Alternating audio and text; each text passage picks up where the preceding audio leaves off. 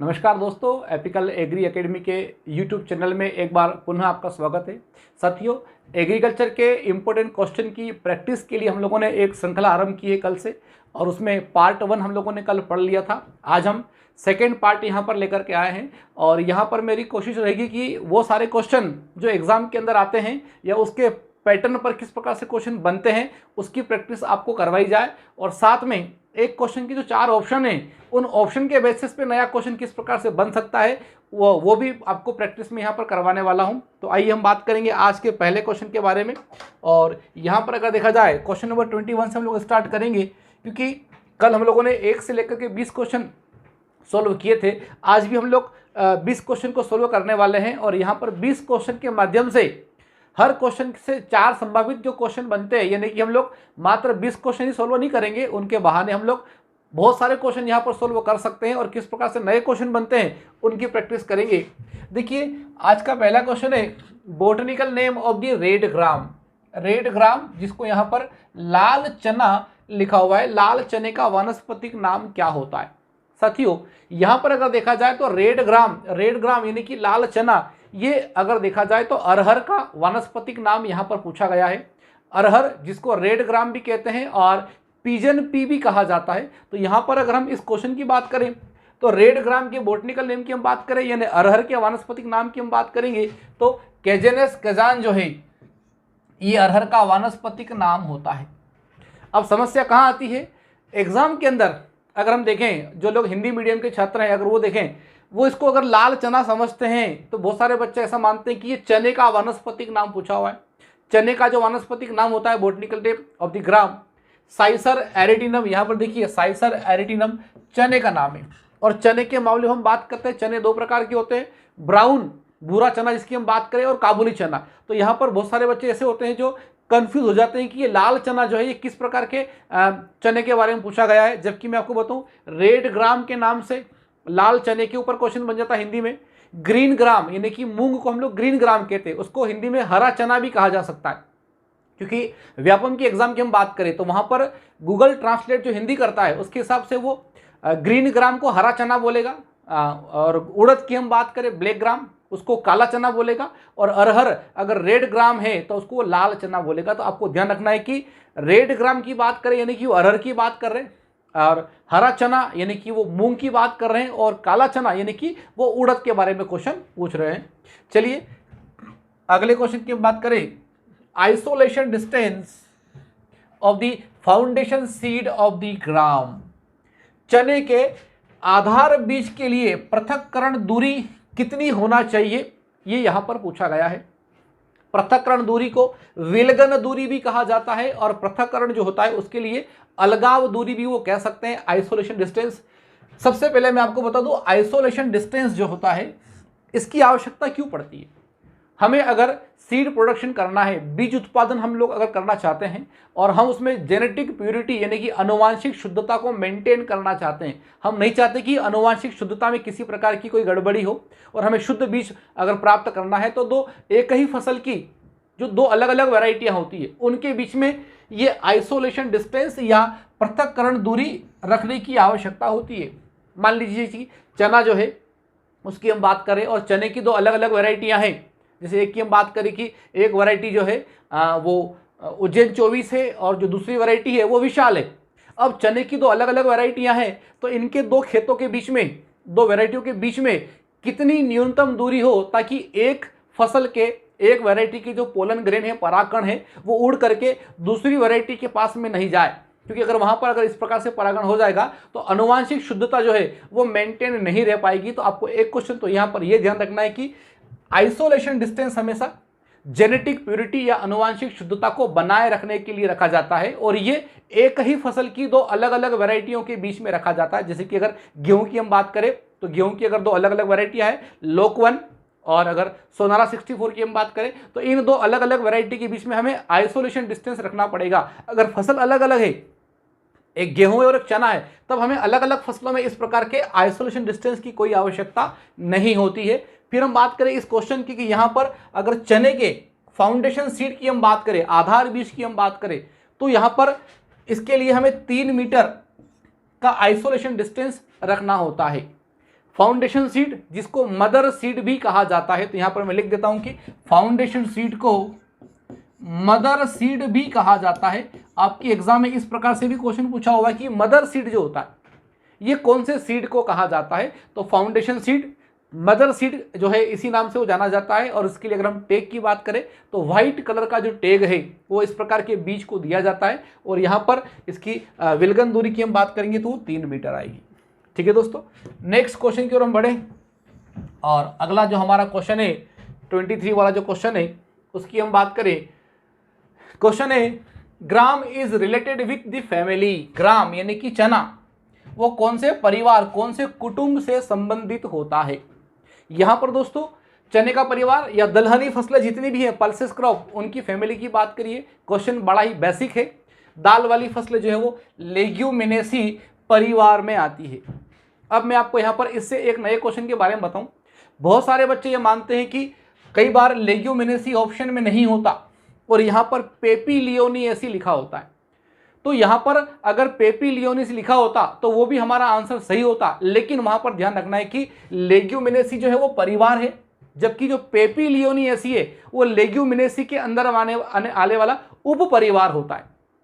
क्या कहा मैंने, लेग्यूमिनेसी जो फैमिली है उसके अंदर जो सब फैमिली आती है उप परिवार, उसमें एक आता है पेपिलियोनिएसी। तो आपको जब भी इस प्रकार से क्वेश्चन आए, जितनी भी पल्सेस क्रॉप है, दाल वाली फसलें हैं, उनकी फैमिली की बात करें, परिवार की बात करें तो परिवार उनका लेग्यूमिनेसी आएगा। लेकिन उप परिवार की अगर बात की जाती है, सब फैमिली की बात करेंगे तो जो पेपिलियोनिएसी है वो उसकी सब फैमिली है। और यहाँ पर कई बार फेवेसी जो शब्द है उसका भी इस्तेमाल किया जाता है। तो दलहन की हम बात करें, पल्सेस की बात करें तो लेग्यूमिनेसी से संबंधित है, पेपिलियोनिएसी भी वहां पर लिखा जा सकता है और फेवेसी भी लिखा जा सकता है। लेकिन ध्यान रखना है कि परिवार की बात करेंगे तो लेग्यूमिनेसी आएगा और उप परिवार की बात करेंगे तो पेपिलियोनिएसी आएगा। चलिए नेक्स्ट हम बात करें कि अगला जो क्वेश्चन है हमारा beetroot. Beetroot is an indicator, यानी कि जो चुकंदर होता है वो किसके लिए सूचक पौधा होता है। देखिए बीट रूट जिसको शुगर बीट या चुकंदर भी हम कहते हैं, और वो सूचक पौधे के रूप में एज ए इंडिकेटर प्लांट भी इस्तेमाल में लाया जाता है। तो यहाँ पर चुकंदर जो है वो सोडियम के लिए इंडिकेटर प्लांट का काम करता है। वे प्लांट जो खेत में मिट्टी के अंदर किसी विशेष पोषक तत्व की कमी की सूचना देते हैं उन्हें हम सूचक पौधा या इंडिकेटर प्लांट कहते हैं। यहाँ पर अगर पोटेशियम की हम बात करें, पोटेशियम के लिए आलू, पोटैटो जो है ये इंडिकेटर प्लांट के रूप में इस्तेमाल में लाया जाता है। फास्फोरस की हम बात करेंगे तो जो तोरिया होता है, तोरिया ये फास्फोरस के लिए सूचक पौधा या इंडिकेटर प्लांट का काम करता है। बोरोन की हम बात करेंगे तो सनफ्लावर यानी कि जो सूर्यमुखी होता है ये बोरोन के लिए सूचक पौधे या इंडिकेटर प्लांट के लिए इस्तेमाल में लाया जाता है। और कई बार आपकी एग्जाम में ये क्वेश्चन पूछा हुआ है कि बोरोन के लिए इंडिकेटर प्लांट का नाम क्या है, तो सनफ्लावर जो होता है सूर्यमुखी वो बोरोन के लिए सूचक पौधे का कार्य करता है। तो इस प्रकार से यहाँ पर ये अलग अलग जो प्लांट है आपकी एग्जाम का बड़ा अच्छा क्वेश्चन यहाँ से बन सकता है। चलिए नेक्स्ट क्वेश्चन की हम बात करें। नेक्रोसिस ऑफ आंवला इज काज्ड बाय। देखिए दोस्तों नेक्रोसिस जिसको हम बोलते हैं, यहाँ हिंदी में भी नेक्रोसिस लिखा हुआ है, जबकि नेक्रोसिस को हिंदी में बोला जाता है ऊतक क्षय। तो नेक्रोसिस को हम लोग हिंदी में ऊतक क्षय कहते हैं। अब थोड़ा दिमाग लगाइए, ऊतक यानी कि टिश्यू, कोशिकाओं का समूह, और क्षय मतलब हानि हो जाना, लॉस ऑफ द टिश्यू। ऊतक अगर नष्ट हो जाते हैं तो उस बीमारी का नाम है नेक्रोसिस। और ये इंटरनल नेक्रोसिस, मैक्सिमम जो फल हैं उनके अंदर अगर नेक्रोसिस या ऊतक क्षय की समस्या आ रही है तो ये आंतरिक ऊतक क्षय या इंटरनल नेक्रोसिस कहलाता है और ये बोरोन की कमी से होता है। तो यहाँ हमारा आंसर आएगा बोरोन डिफिशियंसी। और अधिकांश जो फल है, किसी भी फल में अगर ऊतक क्षय नाम से भी क्वेश्चन आता है, नेक्रोसिस के नाम से भी क्वेश्चन बनता है, तो आपको ध्यान रखना है कि नेक्रोसिस अधिकांश फलों में बोरान की कमी से ही होती है और नेक्रोसिस को ऊतक क्षय या इंटरनल नेक्रोसिस के नाम से भी पूछा जा सकता है। ठीक है दोस्तों, आगे हम बात करें अगला क्वेश्चन। और यहाँ पर जितने भी क्वेश्चन हैं ये लगभग सारे क्वेश्चन आपकी एग्जाम के लेवल के हिसाब से तैयार किए गए हैं और एग्जाम में इसी प्रकार के क्वेश्चन आते हैं। एग्जाम में क्वेश्चन कई बार 80% क्वेश्चन जो होते हैं वो बेसिक आपने जो पढ़ा होता है वही आते हैं, लेकिन उनकी लैंग्वेज वो कई बार हमें परेशान कर देती है। या बहुत सारे बच्चे ऐसे होते हैं जो जल्दबाजी में क्वेश्चन पढ़ते हैं, ऑप्शन पूरे नहीं पढ़ते हैं या इंग्लिश पर ध्यान नहीं देते हैं और उनके क्वेश्चन कई बार गलत भी हो जाते हैं। तो आपको ध्यान रखना है कि जब भी हम क्वेश्चन पढ़ें पूरा क्वेश्चन पढ़ें और कोशिश करें कि इंग्लिश वर्जन जरूर उसका पढ़ें। चलिए अगला क्वेश्चन है 26, suitable herbicide for control of the broad leaf. Broad leaf यानी कि जो चौड़ी पत्ती वाले खरपतवार होते हैं उनकी रोकथाम के लिए किस प्रकार के खरपतवारनाशी का प्रयोग किया जाता है। देखिए दोस्तों, ब्रॉड लीफ, जितने भी ब्रॉड लीफ होते हैं वो सब डाइकोट होते हैं।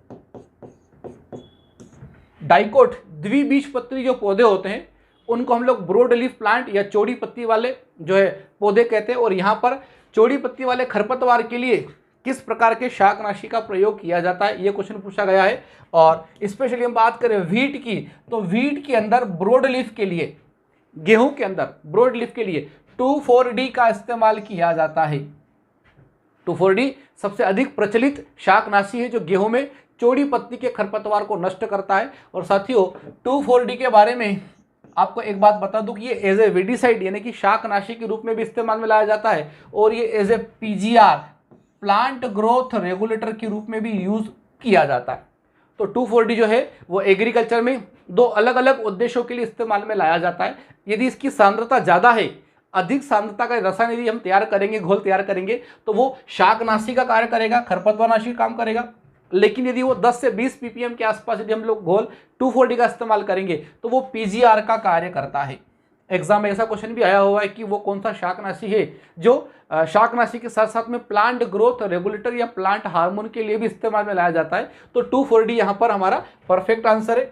पैराक्वाट एक यहाँ पर नाम दिया हुआ है, पैराक्वाट, जो कि एक नॉन सेलेक्टिव हर्बिसाइड यानी कि अवर्णात्मक शाकनाशी है। और यहाँ पर आपकी एग्जाम में कई बार क्वेश्चन आता है कि नॉन सेलेक्टिव जो हर्बिसाइड है, नॉन सेलेक्टिव हर्बिसाइड, उनके एग्जाम्पल क्या क्या है। तो पैराक्वाट की हम बात करें, डाइक्वाट की हम बात करें, ग्लाइफोसेट की हम बात करें, तो जो पैराक्वाट, डाइक्वाट और जो ग्लाइफोसेट होते हैं ये नॉन सेलेक्टिव हर्बिसाइड या अवर्णात्मक शाकनाशी कहलाते हैं। तो आपको यहाँ पर इनके नाम भी याद करना पड़ेंगे। चलिए नेक्स्ट क्वेश्चन की हम बात करें, which one of the following is broad leaf weed, यानी कि यहाँ पर जो दिए गए हैं इनमें से चौड़ी पत्ती वाला खरपतवार कौन सा है। अभी मैंने बताया था कि चौड़ी पत्ती वाले खरपतवार डाइकोट यानी कि द्विबीजपत्री पौधे होते हैं, ठीक है। और जो ग्रेमिनी फैमिली में आते हैं, जो मोनोकोट में आते हैं, वो नैरो लीफ यानी कि संकरी पत्ती वाले होते हैं। और कई बार तो क्वेश्चन ऐसा आ जाता है कि चौड़ी पत्ती वाले पौधे और संकरी पत्ती वाले पौधे ये किस आधार पर अलग अलग किए जाते हैं। तो यहाँ पर जिन छात्रों का ये बेसिक क्लियर नहीं है, मैं उनको बता दूं कि पत्ती के अंदर जो वेन्स होती है, जो शिराएं होती है, शिरा विन्यास जो होता है, वेनेशन जिसको हम लोग कहते हैं, तो शिरा विन्यास के आधार पर हम लोग किसी भी प्लांट को ब्रॉड लीफ यानी कि चौड़ी पत्ती वाला और संकरी पत्ती वाला पौधा कहते हैं। जैसे कि अगर चौड़ी पत्ती वाले पौधे की हम बात करें ब्रॉड लीफ की, तो उसके अंदर जो वेन्स है, शिराएं हैं, वो इस प्रकार से रेटिकुलेट यानी कि एक जाल बना देगी, जालिकावत शिरा विन्यास कहलाता है। तो इस प्रकार के पौधे को हम लोग ब्रॉड लीफ या चौड़ी पत्ती वाला पौधा कहते हैं। और यहाँ पर अगर देखा जाए तो मोथा संकरी पत्ती वाला होता है, प्याजी संकरी पत्ती वाला है, गेहूसा भी संकरी पत्ती वाला है, लेकिन जो कृष्ण नील है, एनागेलिस आर्वेंसिस कृष्ण नील, वो एक ब्रॉड लीफ वीड या चौड़ी पत्ती वाला या डाइकोट प्लांट कहलाएगा। तो यहाँ पर हमारा आंसर आएगा कृष्ण नील। मोथा के ऊपर बड़ा अच्छा क्वेश्चन बनता है कि सेज वीड किसे कहा जाता है। बहुत सारे वीड के क्लासिफिकेशन अलग अलग पढ़ते हैं, लेकिन जो मेजर क्लासिफिकेशन है उसमें अगर हम देखें तो वीड को मोनोकोट, डाइकोट और सेज वीड या ब्रॉड लीफ, नैरो लीफ और सेज वीड के नाम पर क्लासीफाई किया जाता है। तो जितने भी साइप्रेसी फैमिली में आने वाले खरपतवार हैं, साइप्रेसी परिवार में आने वाले जो खरपतवार है उनको सेज वीड कहा जाता है। और मोथा उसका बेस्ट एग्जाम्पल है, साइप्रस रोटंडस इसको सेज वीड भी कहते हैं, आपको ध्यान रखना है। चलिए नेक्स्ट क्वेश्चन की ओर हम बढ़ेंगे। अगला क्वेश्चन है हमारा, inflorescence of the rice is known as, धान का जो पुष्प क्रम होता है उसको क्या कहा जाता है। देखिए कई बार तो आंसर डायरेक्टली याद हो जाता है कि धान के पुष्प क्रम को हम लोग पेनिकल कहते हैं। बहुत सारे बच्चे हैं जो डायरेक्टली क्वेश्चन को याद कर लेते हैं। क्वेश्चन का आंसर याद होना बहुत बड़ी बात नहीं है, लेकिन उससे और किस प्रकार के क्वेश्चन बन रहे हैं हमें वहां पर भी ध्यान देना पड़ेगा। ग्रेमिनी फैमिली की हम बात करें, ग्रेमिनी फैमिली के अंदर मैं आपको बताऊं दोस्तों, एक संरचना होती है। जैसे हम बात करें कि फ्लावर के स्ट्रक्चर की जब हम बात करें, फ्लोरल फार्मूले की हम बात करें, पुष्प सूत्र की हम बात करें, तो पुष्प के अंदर कैलेक्स, करोला, एंड्रोशियम और गाइनोशियम, ये 4 प्रकार के उसके अंग होते हैं, फ्लोरल पार्ट्स होते हैं। ठीक है, अब जब भी हम बात करेंगे मोनोकोट की और उसमें स्पेशली ग्रेमिनी की हम बात करें जिसमें गेहूं भी आता है, धान भी आता है, तो यहाँ पर कैलेक्स और करोला, बाकी पौधों में कैलेक्स का जो कलर है वो हरा होता है और करोला जो होता है वो रंग बिरंगा होता है, और इनके कलर के आधार पर इनको हम लोग अलग अलग पहचान सकते हैं कि कैलेक्स कौन है और करोला कौन है। लेकिन ग्रेमिनी फैमिली में कैलेक्स और करोला इन दोनों का कलर बिल्कुल एक समान हो जाता है, both are similar in the colour, और इनको अलग अलग पहचानना मुश्किल होता है कि कैलिक्स कौन है और करोला कौन है। ऐसी कंडीशन में के और सी की बजाय वहां पर पी लिखा जाता है, और पी का मतलब होता है पेरिएंथ। तो बहुत अच्छा क्वेश्चन बन सकता है कि पेरिएंथ जो होता है ये किस प्रकार के प्लांट के इन्फ्लोरेसेंस में आता है। पेरिएंथ जिसको हिंदी में परिदल कहा जाता है, पेरिएंथ को हिंदी में परिदल कहते हैं। और आपकी एग्जाम में क्वेश्चन ये आ सकता है कि जो पेरिएंथ या जो परिदल होता है ये किस प्रकार के पौधों में आता है। तो हम बोलेंगे जो ग्रेमिनी फैमिली है, जो मोनोकोट है, उसके अंदर पेरिएंथ का इस्तेमाल किया जाता है।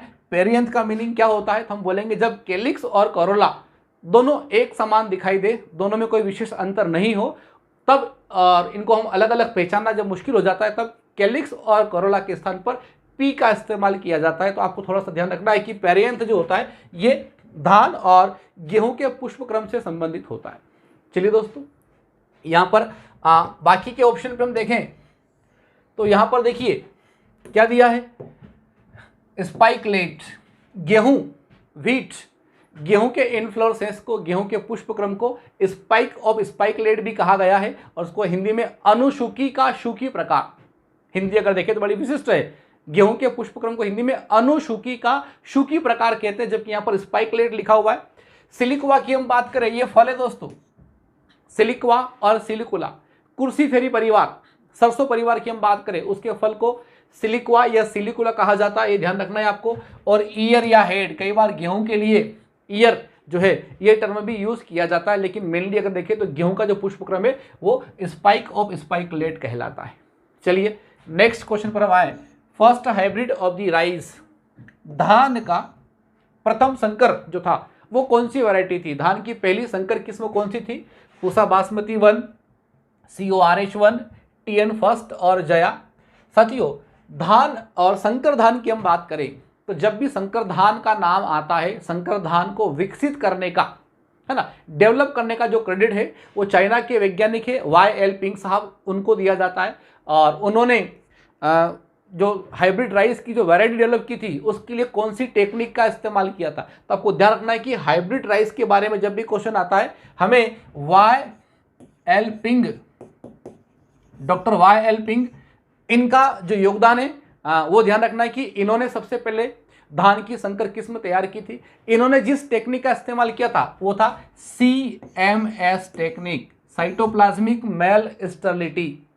तो कई बार एग्जाम में क्वेश्चन ऐसा भी आ सकता है कि हाइब्रिड राइस को डेवलप करने के लिए YL पिंग साहब ने कौन सी टेक्निक का इस्तेमाल किया था, तो CMS technique, cytoplasmic male sterility का इस्तेमाल किया था। और इस महान काम के लिए इनको वर्ष 2004 में विश्व खाद्य पुरस्कार भी दिया गया। और यहां पर अगर हम बात करें तो इन वैरायटियों में CORH1 जो है ये राइस की फर्स्ट हाइब्रिड वैरायटी है, तो आपको यहां पर ये ध्यान देना है। जया की हम बात करें, भारत की जादुई धान, miracle rice of the India Jaya.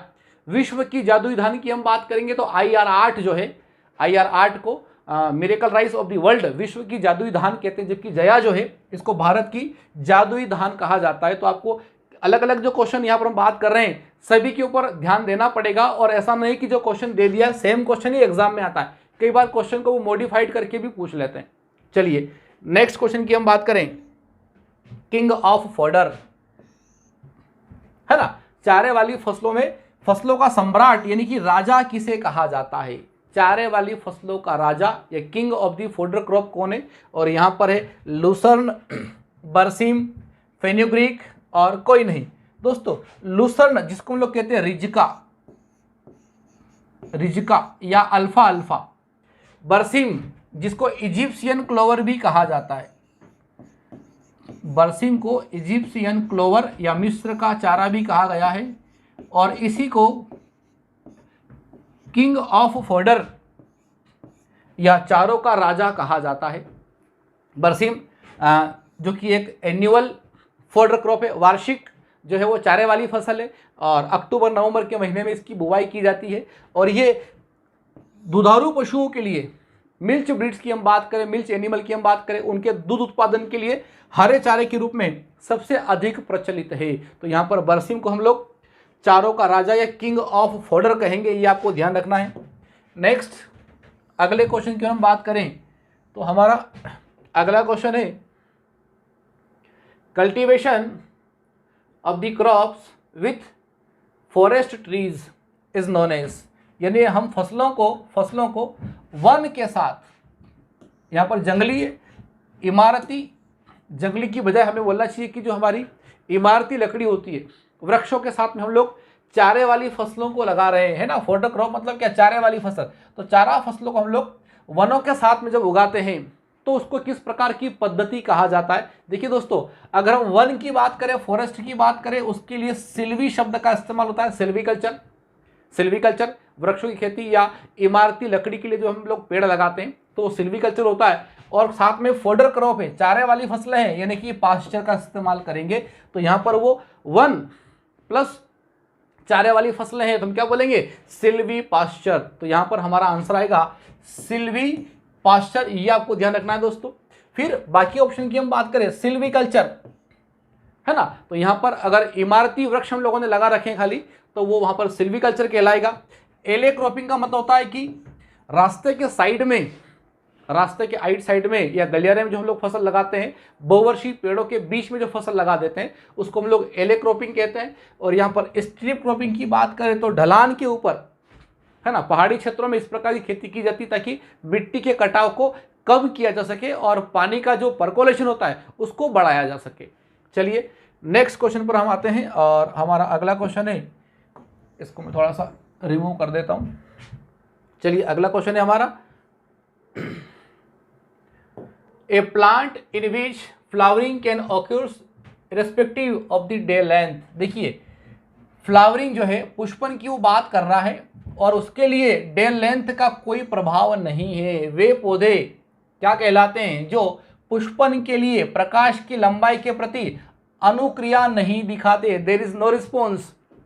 यहां पर हम ये भी कह सकते हैं कि जिन पौधों में पुष्पन पर दिन की लंबाई का कोई प्रभाव नहीं पड़ता, there is no effect on the flowering of the plant of the day length. दिन की लंबाई कैसी भी हो, बड़ा दिन हो या छोटा दिन हो, पौधों के पुष्पन के ऊपर कोई प्रभाव नहीं पड़ता। तो इस प्रकार के प्लांट को हम लोग क्या बोलते हैं? डे न्यूट्रल प्लांट कहते हैं, दिवस उदासीन पौधे कहेंगे, क्योंकि उनके फ्लावरिंग के ऊपर डे की लेंथ, दिन की लंबाई का कोई प्रभाव नहीं पड़ता। अगर हम बात करें कि कुछ पौधे जिनको छोटे दिन या कम प्रकाश की आवश्यकता होती है, शॉर्ट डे प्लांट कहलाते हैं। जिनको ज़्यादा प्रकाश की आवश्यकता होती है, लॉन्ग डे प्लांट कहलाते हैं।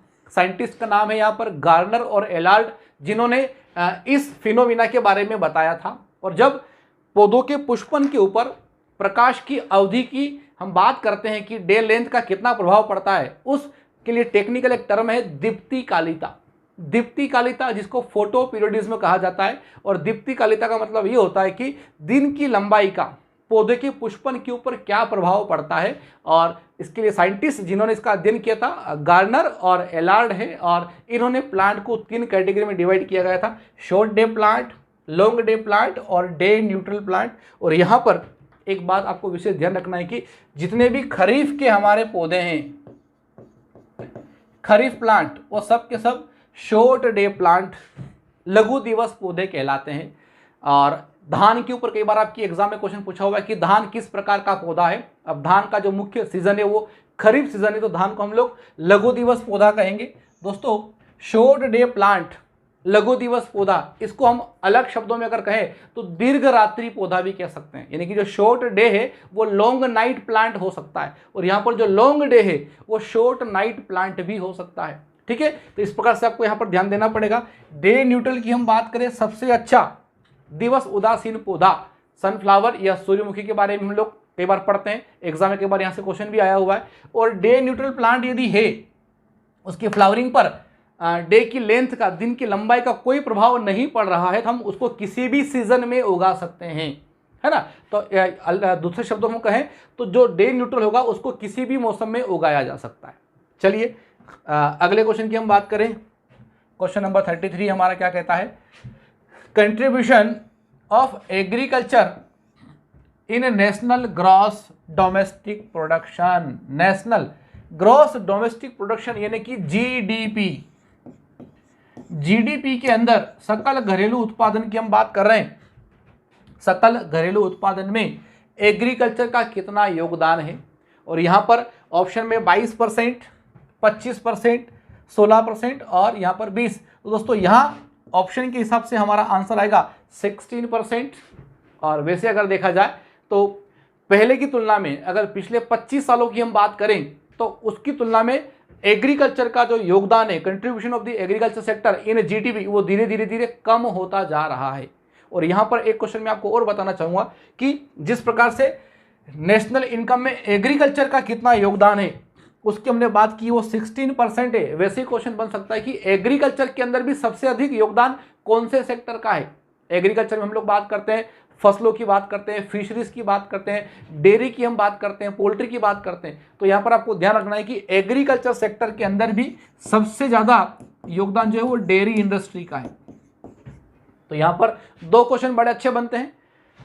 भारत की जीडीपी में एग्रीकल्चर का योगदान कितना है, 16% है। और एग्रीकल्चर के अंदर डेयरी सेक्टर का कितना योगदान है, या एग्रीकल्चर में सबसे अधिक योगदान किसका है, तो वो डेयरी क्षेत्र का है, और लगभग वो 33 से 35% के आसपास है। यानी कि सबसे ज्यादा योगदान एग्रीकल्चर के अंदर अगर किसी चीज का है तो वो है डेयरी इंडस्ट्री का। तो क्वेश्चन यहाँ पर दो प्रकार से पूछा जा सकता है। चलिए आगे हम बात करें अगले क्वेश्चन की, क्वेश्चन नंबर 34। और ये क्वेश्चन है, types of the farming in which farming is done according to the location of the planet. Planet ग्रहों के हिसाब से, नक्षत्र या ग्रहों के हिसाब से, उनकी स्थिति के हिसाब से यदि हम खेती करें तो उसको किस प्रकार की खेती कहा जाता है। ऑप्शन में terra farming, mixed farming, camel farming या बुशनिंग। देखिए दोस्तों, आने वाले टाइम की हम बात करें, हमारे लिए जो नए नए चैलेंजेस आ रहे हैं उसकी हम बात करें, जनसंख्या दिनों दिन बढ़ती जा रही है और जो नेट कल्टीवेटेड एरिया है वो दिनों दिन कम होता जा रहा है। अब ऐसे में हमारे पास में आने वाले टाइम में, फ्यूचर में ये एक समस्या आने वाली है कि हमारे पास में कल्टीवेटेड जो एरिया है वो और कम हो जाएगा। तो अब हमारे साइंटिस्ट जो हैं वो अन्य जो दूसरे ग्रह हैं, अन्य प्लेनेट के ऊपर भी खेती करने के लिए वहाँ के वातावरण के बारे में अध्ययन कर रहे हैं, और वहाँ पर किस प्रकार की खेती हो सकती है, कौन कौन से चैलेंजेस वहाँ पर आएंगे, उसका रिसर्च अभी किया जा रहा है। तो इस प्रकार से जब खेती करेंगे उसको टेरा फार्मिंग कहा जाता है।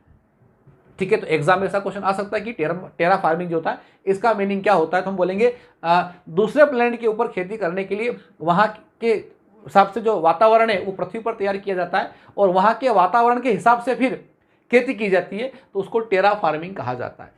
चलिए अगला क्वेश्चन है, एटमॉस्फेरिक प्रेशर एटीपी, जबकि एटीपी जो होता है उसको एनर्जी करेंसी भी हम कहते हैं। तो यहाँ पर ये एटीपी की जगह बजाय एटीएमपी आना चाहिए, एटीएमपी, है ना, क्योंकि ये एटीपी यदि आप पढ़ेंगे तो एनर्जी करेंसी हो जाएगी, ऊर्जा मुद्रा हो जाएगी, है ना। और प्रिंटिंग मिस्टेक है ये, और प्रिंटिंग मिस्टेक एग्जाम के अंदर भी कई बार हो जाती है, तो हमें थोड़ा सा दिमाग लगाना पड़ेगा। तो atmospheric pressure is measured by, या वायु का जो दाब है उसको कौन से यंत्र से मापा जाता है। ऑप्शन में थर्मामीटर, बैरोमीटर, बेरोग्राफ और हाइग्रोमीटर। दोस्तों, वायुमंडलीय दाब को मापने के लिए बैरोमीटर का इस्तेमाल किया जाता है। ठीक है, तो यहाँ पर बैरोमीटर जो है वो एटमॉस्फेरिक प्रेशर जो है उसको मापने में इस्तेमाल में लाया जाता है। जबकि हम बात करें थर्मामीटर, कोई बहुत नया क्वेश्चन नहीं है, तापमान की गणना के लिए थर्मामीटर का इस्तेमाल किया जाता है। हाइग्रोमीटर, आर्द्रता की हम बात करें ह्यूमिडिटी की हम बात करें उसकी गणना करने के लिए हाइग्रोमीटर का इस्तेमाल किया जाता है। और ये बेरोग्राफ है, जब हम ग्राफ के ऊपर अगर वायुमंडल के प्रेशर की हम बात करें, वायुमंडलीय दाब को ग्राफ के ऊपर शो करना है तो बेरोग्राफ का इस्तेमाल किया जाता है। ठीक है दोस्तों, नेक्स्ट हम बात करें अगले क्वेश्चन के ऊपर, क्वेश्चन नंबर 36। और ये क्वेश्चन क्या कहता है, विंड वेलोसिटी या wind speed is measured by, वायु की गति को कौन से यंत्र से मापा जाता है? और ऑप्शन में है विंड वैन, अल्टीमीटर, बैरोमीटर और एनीमोमीटर। दोस्तों, वायु की गति को मापने के लिए एनीमोमीटर का इस्तेमाल किया जाता है। एनीमो जो टर्म है ये वैसे भी वायु के लिए इस्तेमाल में लाया जाता है। और यहाँ पर बाकी की हम बात करें, wind vane, direction of the air, हवा कौन सी दिशा से बह रही है उसके लिए विंड वैन या वायु दिक् सूचक का इस्तेमाल किया जाता है। किसी स्थान की ऊंचाई की हम बात करें, अल्टीमीटर जो है वो स्थान की ऊंचाई के लिए, और बैरोमीटर हम लोगों ने अभी पढ़ा है वायुमंडलीय दाब के लिए इस्तेमाल में लाया जाता है। चलिए नेक्स्ट क्वेश्चन बड़ा अच्छा है, एग्जाम में बहुत ज़्यादा बार रिपीट हुआ है। ये क्वेश्चन आपकी एग्जाम में कई बार रिपीट हुआ है ना। Varalakshmi is a variety of, Varalakshmi जो है वो किसकी किस्म है? कई प्रकार के क्वेश्चन यहाँ पर बन जाते हैं। वरलक्ष्मी, लिंसीड यानी कि अलसी, सनहेम्प यानी कि सनई, जूट और कॉटन कपास। तो वरलक्ष्मी जो है ये किसकी वैरायटी है? यहाँ हमारा आंसर आएगा कि ये कपास की वैरायटी है, कॉटन। और यहाँ पर दोस्तों वरलक्ष्मी के बारे में एक बहुत अच्छा क्वेश्चन है कि इसका विकास कहाँ पर किया गया है? ये धारवाड़ से रिलीज की गई है वरलक्ष्मी, ये आपको ध्यान रखना है। और ये किस प्रकार का हाइब्रिड है ये भी आपकी एग्जाम में आ सकता है ना, कि ये इंटर स्पेसिफिक है यानी कि अलग अलग प्रजातियों के बीच में क्रॉस करके निकाला गया है, या फिर इंट्रा स्पेसिफिक है, एक ही प्रजाति की अलग अलग वैरायटी के बीच में क्रॉस करके निकाला गया है। तो आपको यहाँ पर ध्यान रखना है दोस्तों, वरलक्ष्मी जो है ये दो अलग अलग प्रजातियों के बीच में संकरण करवा करके निकाला गया है, इसलिए इसको इंटर स्पेसिफिक हाइब्रिड कहा जाता है। अंतः प्रजात, दो अलग अलग प्रजातियों के बीच में संकरण करवाया और फिर वरलक्ष्मी जो है उसका विकास किया गया है। तो हाइब्रिड है ये, और ये धारवाड़ से निकाला गया है। चलिए नेक्स्ट हम बात करें, अगला क्वेश्चन कौन सा है? क्वेश्चन नंबर 38 की हम बात करें, और ये क्वेश्चन है average protein contain in pulses, दाल वाली फसलों में प्रोटीन की मात्रा कितनी होती है? बड़ा बेसिक सा क्वेश्चन है, और मुझे पता है कि बहुत सारे लोगों को इसका आंसर भी पता है कि लगभग 20 से 25% जो प्रोटीन है वो दाल वाली फसलों में होता है। यहाँ पर आपको एक नया क्वेश्चन मैं आपको ये बताना चाहता हूँ कि जहाँ हम बात करते हैं प्रोटीन की, कि दलहन जो होती है वो प्रोटीन का बड़ा अच्छा स्रोत होती है। और हमारे हिंदुस्तान की हम बात करें तो हमारे यहाँ हिंदुस्तान की जो जनसंख्या है, आबादी है, वो प्रोटीन के लिए दालों पर निर्भर रहती है। विश्व में सबसे अधिक दालों का उत्पादन हमारे देश में होता है, इंडिया, है ना। वर्ल्ड में फर्स्ट रैंक पर हम आते हैं दालों के उत्पादन में। फिर भी हमें दाल जो है वो बाहर से आयात करना पड़ती है, इंपोर्ट करना पड़ती है। तो दालों के उत्पादन में हम प्रथम स्थान पर हैं, और दाल के आयात करने में यानी इंपोर्ट करने में भी हम जो है वो विश्व में पहले स्थान पर है। और उसका कारण ये कि हमारे यहाँ दालों की जो उपलब्धता है वो बड़ी मुश्किल से 35 से 40 ग्राम दालों की उपलब्धता, अवेलेबिलिटी जो है वो 35 से 40 ग्राम प्रति व्यक्ति प्रतिदिन है। तो यहाँ पर भारत में दाल एक व्यक्ति को कितनी उपलब्ध होती है? 35 से 40 ग्राम। जबकि आवश्यकता की हम बात करें, दालों की आवश्यकता एक व्यक्ति को कितनी है? तो लगभग 80 ग्राम के आसपास है। ऐसा किसने कहा है? ICMR ने। Indian council of medical research की हम बात करें तो इनके हिसाब से एक स्वस्थ व्यक्ति को प्रतिदिन 80 ग्राम दाल खाना चाहिए, जबकि उसके हिस्से में आ कितनी रही है? बड़ी मुश्किल से 35 से 40 ग्राम। यानी कि जितनी आवश्यकता है उसके अनुपात में उपलब्धता बहुत कम है। यही कारण है कि हमारे यहाँ हम लोग वर्ल्ड में दालों के उत्पादन में पहले स्थान पर आते हैं, फिर भी हमें दाल बाहर से बुलवाना पड़ती है। और दालें प्रोटीन का बड़ा अच्छा स्रोत होती है। तो आपको ध्यान रखना कि जो प्रोटीन है वो अमीनो अम्ल का बहुलक होता है,